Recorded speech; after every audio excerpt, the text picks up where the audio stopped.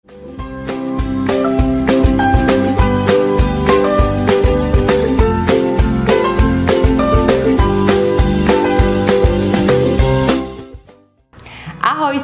V dnešnom videu si predstavíme klietku určenú na chov malých, ale aj stredných papagájov Sarachrom čiernej farby, ktorej rozmery sú dĺžka 78 cm, šírka 48 cm, výška 78 cm, hrúbka drôtu je 1,5 mm a rozmedzie mriežok je 1,3 cm.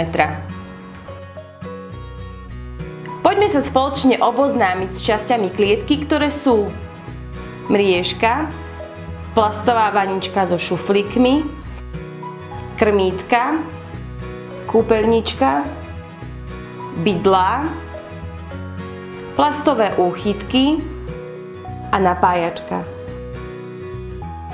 Skladanie klietky začneme tým, že si vezmeme mriežku, vložíme ju do plastovej vaničky a úchytkami ju prichytíme z oboch strán, ako vždy s úsmevom.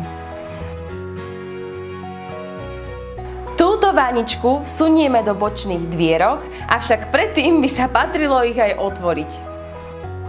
Ďalej nainštalujeme krmitka do všetkých 4 otvorov.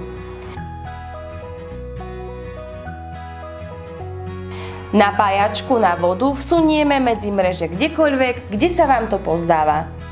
Tieto 3 bydlá upevníme, no ale opäť nezabudnime predtým otvoriť dvierka a cez každé dvierka si nainštalujeme jedno bydlo.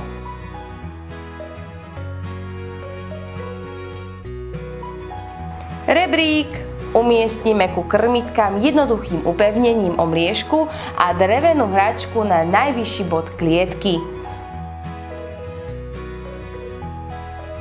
Už len zavrieme dvierka a hurá, máme hotovo!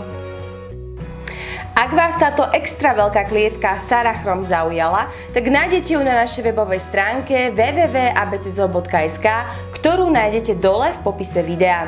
Ja vám ďakujem za vašu pozornosť. Ahojte!